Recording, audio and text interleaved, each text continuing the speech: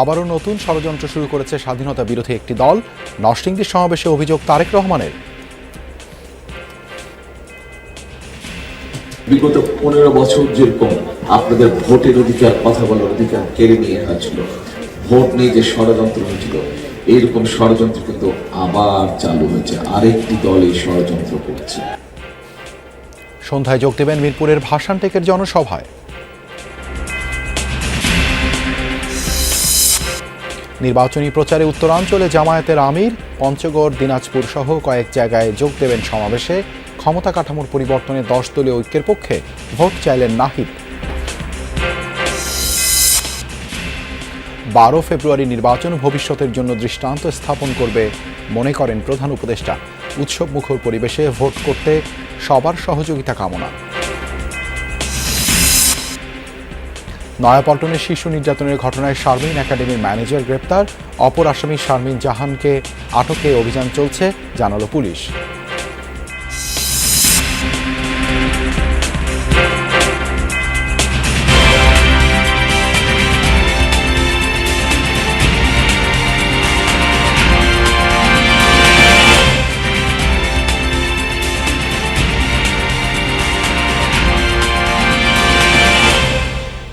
আমন্ত্রণ যমুনা নিউজে আপনাদের সঙ্গে আছি আমি দেবাশিস রঞ্জন সরকার। এতক্ষণ শিরোনাম দেখছিলেন।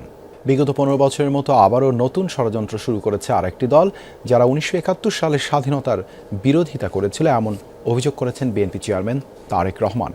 বৃহস্পতিবার রাতে নরসিংদীর বাসাইল পৌর শিশু পার্কে জেলা বিএনপি আয়োজিত নির্বাচনী জনসভায় এসব কথা বলেন তিনি।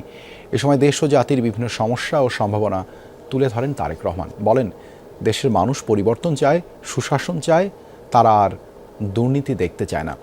ইদানিং একটি রাজনৈতিক দলের লোকজন বাড়ি বাড়ি গিয়ে মা বোনদের জান্নাতের টিকিট বিক্রির কথা বলে বিভ্রান্ত করছে বলেও মন্তব্য করেন বিএনপি চেয়ারম্যান।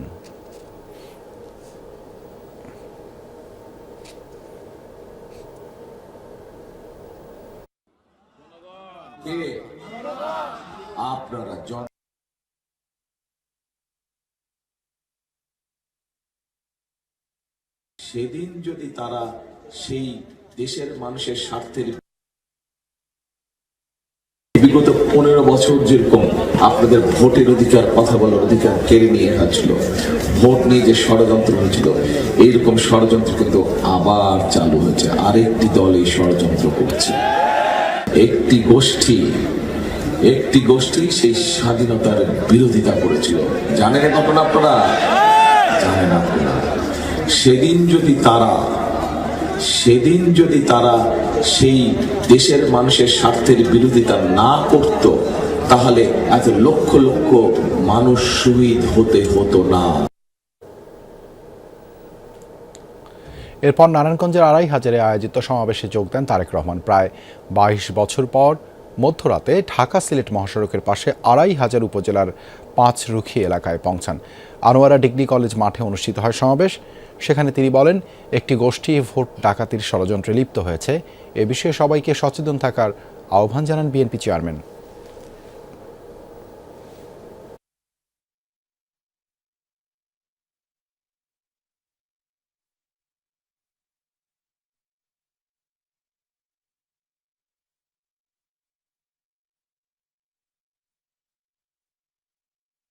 রাজধানীর আজকে নির্বাচনী প্রচার প্রচারণার খবর জানতে যাচ্ছি সহকর্মী হাসান মিসবার কাছে। তিনি আছেন রাজধানীর পশ্চিম জুরাইন এলাকায়। মিসবা, প্রচার শুরুর দ্বিতীয় দিন আজ, কেমন দেখছেন ছুটির দিনের গণসংযোগ? দেবাশিস, আমি আছি ঢাকা 4 আসনে। এখানে তানভীর আহমেদ রবিন, তিনি বিএনপি মনোনীত প্রার্থী, ধানের শীষ প্রতীক নিয়ে নির্বাচন করছেন। সকাল 11টার দিকে তিনি তার নির্বাচনী প্রচার শুরু করেছেন। কদমতলী জুরাইন এলাকায় মূলত তিনি তার নির্বাচনী প্রচার কার্যক্রম চালাচ্ছেন। এই এলাকাটি ঢাকা শহরের মধ্যে সিটি কর্পোরেশনের মধ্যে সবচেয়ে অবহেলিত একটি এলাকা। এখানে গ্যাসের সমস্যা খুবই ভয়াবহ। পানির ঢাকা শহরের মধ্যে সবচেয়ে নোংরা পানি এখানে আমরা দেখি। তারপরে রাস্তাঘাট খুবই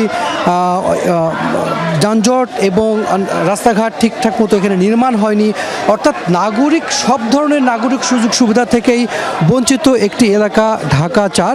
সেই বিষয়গুলোকেই মূলত নির্বাচনী প্রচারণায় বলছেন তানভীর আহমেদ রবিন এবং আশ্বাস দিচ্ছেন তিনি নির্বাচিত হলে এই এলাকার যে সমস্যাগুলো আছে সেই সমস্যাগুলো তিনি সমাধান করবেন এবং সাধারণ মানুষের কাছে মূলত তিনটি বিষয়কে তিনি সর্বোচ্চ গুরুত্ব দিচ্ছেন। সেটি হচ্ছে যে সবাইকে সাথে নিয়ে তিনি এই এলাকাটি ঢাকা 4 আসন তিনি এইটি নির্বাচিত হলে সবাইকে সাথে নিয়ে কাজ করবেন। এরপরে নাগরিক সুযোগ সুবিধা যেগুলো আছে সেই নাগরিক সুযোগ সুবিধাগুলো পানি, গ্যাস এবং রাস্তার যে বিষয়গুলো সেগুলো তিনি নিশ্চিত করবেন। আরেকটি বিষয় যে নিরাপত্তার বিষয়টি সেটিও তিনি এই এলাকার নিরসন সেটিও তিনি দেখবেন। সামগ্রিকভাবে সকাল 11টায় এখানে প্রচারণা শুরু হয়েছে। বিপুল উৎসাহ উদ্দীপনার মধ্য দিয়ে এই প্রচার চলছে। আমরা এর আগে এই এলাকাতেও নির্বাচন কাভার করেছি, সেখানে আমরা এত উৎসব মুখর পরিবেশে আসলে এর আগের যে গত যদি আমরা বলি 3টা নির্বাচন সেখানে এত উৎসব মুখর পরিবেশে প্রচারণা হয়নি। অন্যান্য প্রার্থী যারা আছেন এখানে মোট 8 জন প্রার্থী আছেন। 8 জন প্রার্থীর মধ্যে তানভীর আহমেদ রবিন একজন, অন্যান্য প্রার্থীরাও তাদের প্রচার করছেন। একটু আগে আমরা দেখলাম আরেকজন প্রার্থীর তিনি এই মিছিলটিকে অতিক্রম করে গেলেন এবং শান্তিপূর্ণভাবে দুটি মিছিল পাশাপাশি চলেছে। দেবাশিস, ধন্যবাদ মিসবাহ যুক্ত হবার জন্য জুরাইন থেকে। এবারে আমরা যাচ্ছি রাজধানীর মিরপুরের প্রচারণার খবর জানতে লাভলি বিথির কাছে। বিথি, সকাল থেকে কেমন দেখছেন নির্বাচনী প্রচার?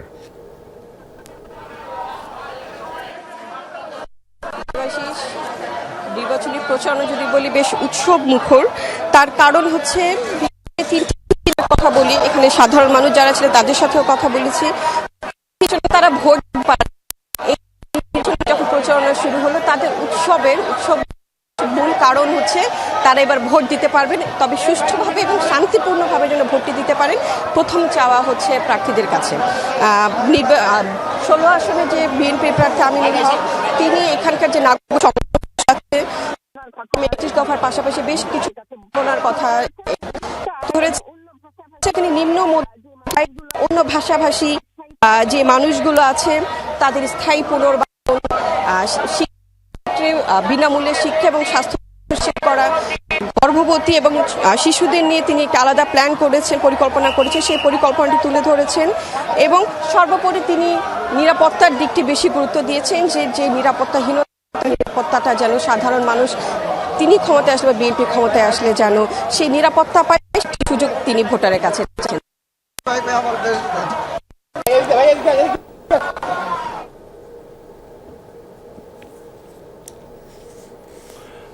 আমাদের সহকর্মী লাভলি বিথি মিরপুর থেকে প্রচারণার খবর জানাচ্ছিলেন। এবারে আমরা চলে যাচ্ছি আরেক সহকর্মী চট্টগ্রামে, তার কাছ থেকে প্রচারণার খবর জানতে চাই। শহীদুল সুমন যুক্ত হচ্ছেন। সুমন, প্রার্থীরা কি প্রচারণায় নেমেছেন? ভোটাররা কি বলছেন?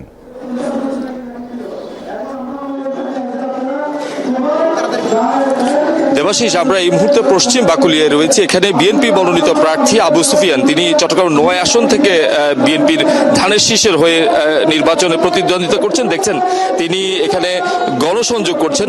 মূলত সকাল থেকে তার যে গণসংযোগ সেটি শুরু হয়েছে। এই মুহূর্তে তিনি এই এলাকায় যারা বিএনপির নেতাকর্মীরা রয়েছেন কিংবা সাধারণ ভোটাররা রয়েছেন তাদেরকে নিয়ে উঠোন বৈঠক করছেন এবং সেখানে তিনি ধানের শীষের পক্ষে তিনি ভোট চাচ্ছেন এবং এখানে যারা দলীয় নেতাকর্মীরা রয়েছেন তারাও কিন্তু আসলে বক্তব্য দিচ্ছেন এবং তারা ধানের শীষকে বিজয়ী করতে যে ধরনের পদক্ষেপ নেওয়ার কথা সেগুলো তারা এখানে তুলে ধরছেন এবং নেতা কর্মীরাও সেগুলো শুনছেন। আমরা একটু প্রার্থীর সাথে কথা বলতে চাই। এখানে এই চট্টগ্রাম 9 আসনে কোতোয়ালি এবং যে বাকুলি অংশ রয়েছে সেখানে প্রায় 10 জন প্রার্থী রয়েছে বিএনপি, জামাত সহ অন্যান্য দলের। আমরা একটু কথা বলতে চাই। আপনি তো সকাল থেকেই গণসংযোগ শুরু করছেন, কেমন সাড়া পাচ্ছেন, কি প্রতিশ্রুতি দিচ্ছেন? প্রতিশ্রুতির বিষয় কিছু না, প্রতিশ্রুতি একটাই, মানুষের জন্য ইনশাল্লাহ করব। আর সাড়া তো দেখছেন, সব যেখানে যাচ্ছি মানুষ মানুষের স্বতঃস্ফূর্ত ব্যাপক সাড়া পাচ্ছে। ইনশাল্লাহ আমরা বিজয়ের সুবাতাস সুঘ্রাণ পাচ্ছি। ইনশাল্লাহ 12 তারিখে আমরা বিজয় মিছিল নিয়ে, জনতার বিজয় মিছিল নিয়ে আমরা বের হতে পারবো ধানের শীষের পক্ষে, মানবিক বাংলাদেশের পক্ষে এবং সবার জন্য নিরাপদ বাংলাদেশের পক্ষে। আমরা যে মানুষের স্বতঃস্ফূর্ত সমর্থন, এই সমর্থন যদি আমরা ভোটের মাধ্যমে যদি আমরা যদি নির্বাচিত হতে পারি, যদি জনগণের সরকার, জনগণের নির্বাচিত প্রতিনিধি হিসেবে যদি নির্বাচিত হতে পারি, তাহলে আমি মনে করবো এটাকে ক্ষমতা না, এটাকে আমানত হিসেবে, জনগণের দায়িত্ব হিসেবে কাজ করে যাবে ইনশাআল্লাহ। ধন্যবাদ। শুনছিলেন দেবাশিস, চট্টগ্রামের অন্যান্য যে আসনের প্রার্থীরা তারাও কিন্তু সকাল থেকে তারা গণসংযোগ করছেন। চট্টগ্রাম মোট 16টি সংসদীয় আসন রয়েছে, যেখানে 111 জন প্রার্থী আসলে মূলত প্রতিদ্বন্দ্বিতা করছেন। সবাই কিন্তু সকাল থেকেই মাঠে নেমে পড়ছে এবং তারা তাদের যে বিভিন্ন রাজনৈতিক দলের যে প্রতীক রয়েছে সেই প্রতীকের পাশাপাশি স্বতন্ত্র প্রার্থীরা কিন্তু তাদের নিজেদের যে প্রতীক রয়েছে সেই প্রতীকে তারা ভোট চাচ্ছেন। দেবাশিস, ধন্যবাদ সুমন যুক্ত হবার জন্য। রাজধানীতে ত্রয়োদশ জাতীয় সংসদ নির্বাচনের প্রচারণা শুরু করেছে বিএনপির মনোনীত প্রার্থীরা। সকাল থেকে বিভিন্ন পাড়া মহল্লায় প্রচারণা শুরু করেছেন প্রার্থীরা। মিরপুর 12তে প্রচারণা করছেন ঢাকা 16 আসনের বিএনপির প্রার্থী আমিনুল ইসলাম। এ সময় তিনি বলেন, তার এলাকায় অনেক নিম্ন আয়ের মানুষ রয়েছে, তাদের উন্নয়নে কাজ করবেন। বিনামূল্যে শিক্ষা সামগ্রী পৌঁছে দিবেন তিনি। সরকার গঠন করতে পারলে পরিকল্পনা বাস্তবায়ন করবেন। এছাড়াও রাজধানীর পশ্চিম জুরাইনে গণসংযোগ করেছেন বিএনপির প্রার্থী তানফিল আহমেদ রবিন। এদিকে ঢাকা 17 আসনে বিএনপির নির্বাচনী জনসভার সময়সূচিতে পরিবর্তন আনা হয়েছে। পূর্ব নির্ধারিত দুপুরের পরিবর্তে এখন সন্ধ্যা 6টায় শুরু হবে। বিএনপি চেয়ারম্যান তারেক রহমানের সমর্থনে আয়োজিত এই জনসভা ভাসানটেকের বিআরপি মাঠে অনুষ্ঠিত হবে।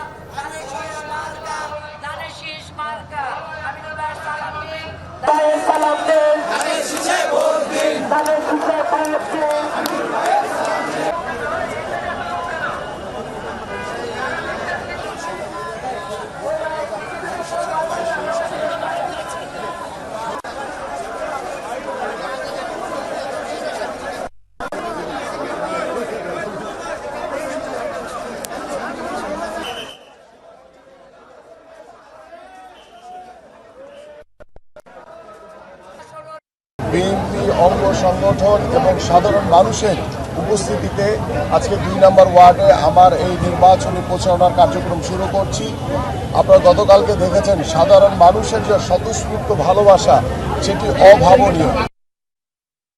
রাজধানীর শাহজাদপুরের বাঁশতলা এলাকায় 10 দলীয় জোট ঐক্যবদ্ধ বাংলাদেশ মনোনীত ঢাকা 11 আসনের সংসদ সদস্য প্রার্থী নাহিদ ইসলামের নেতৃত্বে হবে গণমিছিল। মিছিল শুরুর আগে সেখানে কথা বলছেন নাহিদ ইসলাম। সরাসরি আমরা এবারে সেই জায়গায় যেতে চাই। আমাদের সহকর্মী রয়েছেন তানভীর টিপু, তার কাছে।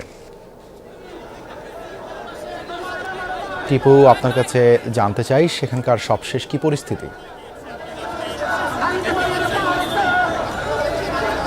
মিছিল ইতিমধ্যেই শুরু হয়ে গিয়েছে আরও অনেক আগেই, এবং সেই মিছিলটি এই মুহূর্তে বাড্ডা অঞ্চলে অবস্থান করছে। আমি একটু যদি আপনাকে দেখানোর চেষ্টা করি, ঢাকা 11 আসনের 10 দলীয় যে জোট রয়েছে জামায়াত নেতৃত্বাধীন, সেই জোটের মনোনীত প্রার্থী এবং এনসিপির আহ্বায়ক নাহিদ ইসলামের নেতৃত্বে একটি মিছিল এগিয়ে চলেছে এবং মূলত নাহিদ ইসলামের সমর্থনে এই মিছিলটি আয়োজন করা হয়েছে, যেটি নতুন বাজার থেকে শুরু হয়েছে। নতুন বাজার, আপনি যে পূর্ব সমাবেশের কথা বলছিলেন, সেই সমাবেশ থেকে শুরু করে এই মুহূর্তে বাড্ডার পরে রামপুরায় গিয়ে, রামপুরা ব্রিজ পর্যন্ত যাবে। রামপুরায় গিয়ে এই মিছিলটি শেষ হবে। রামপুরায় গিয়ে আমরা সরাসরি সম্প্রচার করছি।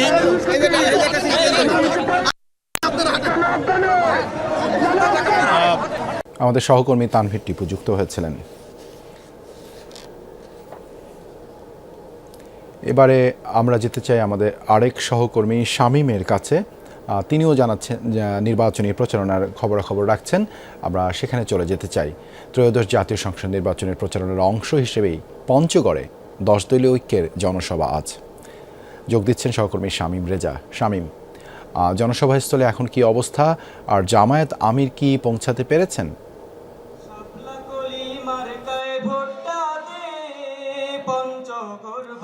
হ্যাঁ, এই মুহূর্তে আসলে 10 দলীয় নির্বাচনী ঐক্যের যে সমাবেশ, পঞ্চগড়ের চিনিকল মাঠ আসলে নেতাকর্মীদের চাপে ইতিমধ্যেই কানায় কানায় পরিপূর্ণ হয়ে গেছে। আমরা কিছুক্ষণ আগেও সড়কে অবস্থান করছিলাম, এখনও বেশ ছোট ছোট মিছিল নিয়ে এখনও নেতাকর্মীরা আসলে মাঠে আসছেন। আমরা তাদের সাথেও কথা বলেছি, তারা যেটা আমাদেরকে বলছিলেন যে তাদের যে প্রত্যাশিত যে ধারণা ছিল সেই ধারণার চেয়েও আসলে নেতাকর্মীদের সমর্থকদের উপস্থিতি বাড়বে বলে তারা প্রত্যাশা করছেন এবং এখনও আসলে ছোট ছোট মিছিল নিয়ে নেতাকর্মীরা আসছেন। তবে জামাত আমির ইতিমধ্যেই আসলে পঞ্চগড়ের উদ্দেশ্যে রওনা দিয়েছেন। আমরা যতদূর জানতে পেরেছি 15 থেকে 20 মিনিটের মধ্যেই তিনি আসলে এই জনসভার মঞ্চে এসে উপস্থিত হবেন এমনটাই জানতে পেরেছি এবং জনসভা মঞ্চে উঠে তিনি নেতা কর্মী ও সমর্থকদের উদ্দেশ্যে বক্তব্য রাখবেন। আগামী নির্বাচনের যে দিক নির্দেশনা সেই দিক নির্দেশনাগুলোই দিবেন এবং আমরা দেখছি যে পঞ্চগড় এক আসনের যে প্রার্থী সার্জিস আলম তিনিও আসলে এই মুহূর্তে মঞ্চে উপস্থিত আছেন এবং তিনিও বক্তব্য রাখবেন।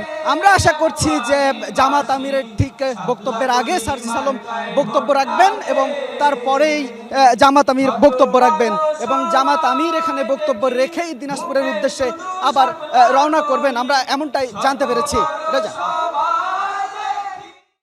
আমাদের সাথে যুক্ত হবার জন্য 12 ফেব্রুয়ারির সাধারণ নির্বাচন বাংলাদেশের ভবিষ্যতের সকল ভোটের জন্য একটি মানদণ্ড স্থাপন করবে।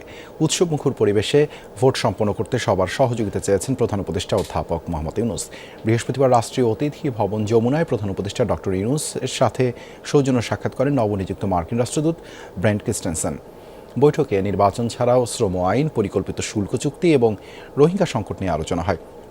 ডক্টর ইউনূস জানান, নির্বাচন পর্যবেক্ষণে ইউরোপীয় ইউনিয়ন সহ অন্যান্য অংশীদারদের উপস্থিতি আশা করছে ঢাকা। রাষ্ট্রদূত ক্রিস্টেনসেন গত 18 মাসে সংস্কার কাজে সরকারের প্রচেষ্টার প্রশংসা করেন এবং নির্বাচনের পর জয়ী দলের সাথে কাজ করার আগ্রহ জানান। এছাড়া সার্ক পুনরুজ্জীবিত করা এবং আসিয়ান সদস্যপদ পাওয়ার বিষয়েও আলাপ করেন প্রধান উপদেষ্টা।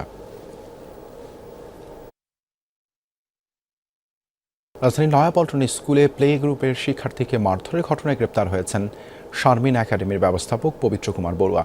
পরিবারের দায়েরকৃত মামলায় তিনি 1 নম্বর আসামি। অপর অভিযুক্ত স্কুলের প্রধান শিক্ষিকা শারমিন জাহানকেও ধরতেও পুলিশের অভিযান চলছে। বিশেষজ্ঞরা বলছেন, এমন ঘটনা শৈশব আর শিক্ষা জীবনে ভয়াবহ প্রভাব ফেলে।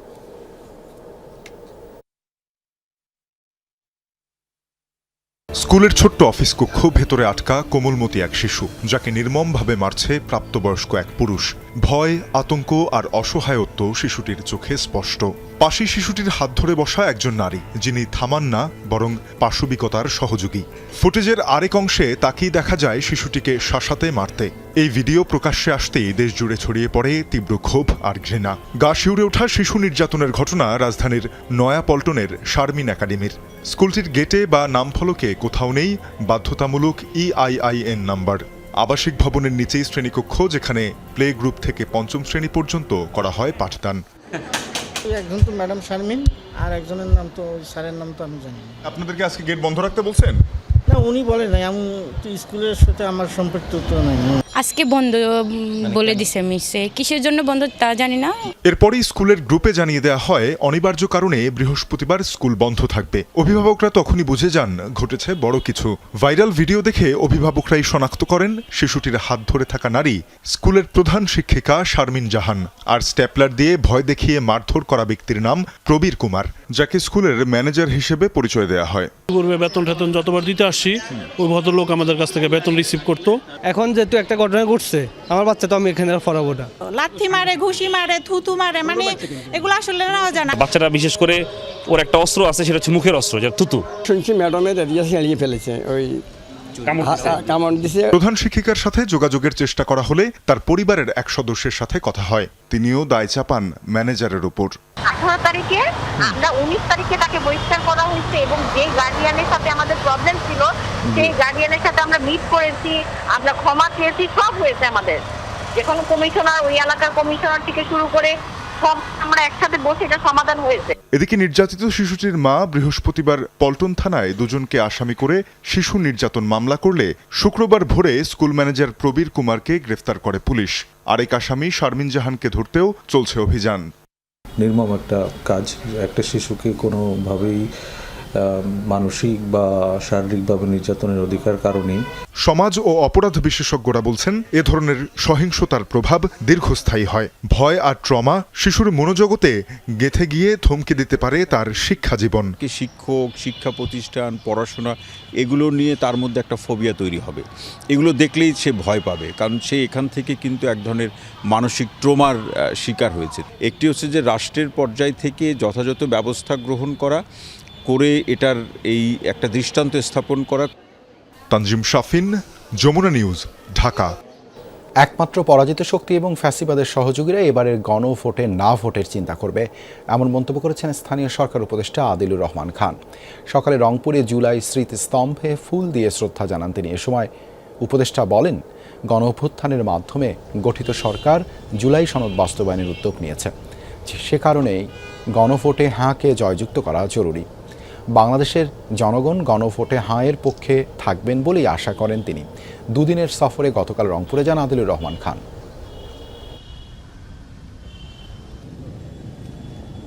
যারা ফ্যাসিবাদের সহযোগী, যারা গণমানুষের প্রতিপক্ষ, তারাই অন্য কোনো চিন্তা করবে। বাংলাদেশের জনগণ, জনতার কাফেলা, জনতার জোয়ার ভোটের পক্ষে। সনাতন ধর্মাবলম্বীদের অন্যতম ধর্মীয় উৎসব সরস্বতী পূজা। আজ সরস্বতী পূজার আয়োজন সম্পর্কে আরও জানবো আমরা সহকর্মী সুমায়া ঐশীর কাছ থেকে। তিনি আছেন ঢাকা বিশ্ববিদ্যালয়ের জগন্নাথ হলে। ঐশী, পূজার এখনকার আনুষ্ঠানিকতা সম্পর্কে জানাবেন। ভক্ত শিক্ষার্থীদের সমাগম কেমন রয়েছে?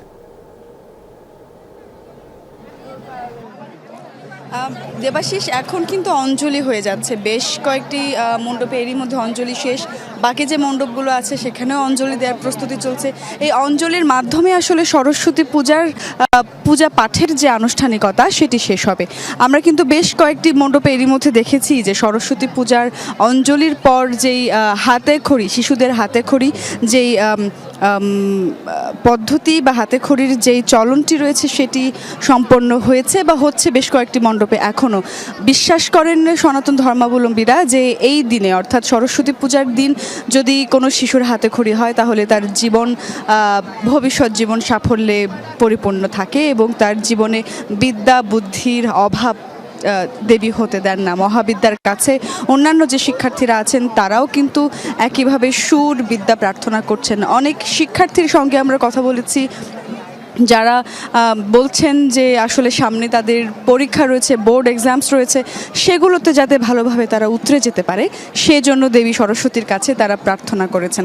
একই সঙ্গে আসলে এই জগন্নাথ হল মাঠের যে সরস্বতী পূজাটি হয় প্রতি বছর, সেটি কিন্তু পুরো বাংলাদেশের সবচেয়ে বড় সরস্বতী পূজার আয়োজন। প্রায় অর্ধ শতাধিক মণ্ডপ স্থাপিত হয়। গত বছর ৭৩টি মণ্ডপ স্থাপিত হয়েছিল এই জগন্নাথ হল মাঠে। এবছর ৭৬টি মণ্ডপ স্থাপিত হয়েছে। ৭৪টি বিভাগ বা ৭৪টি অনুষদ ঢাকা বিশ্ববিদ্যালয়ের তারা এই মণ্ডপটি স্থাপন করেছেন।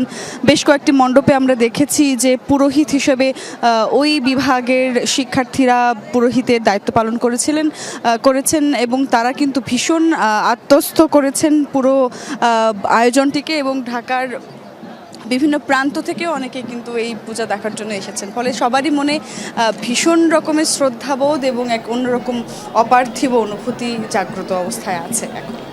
ধন্যবাদ ঐশী যুক্ত হবার জন্য।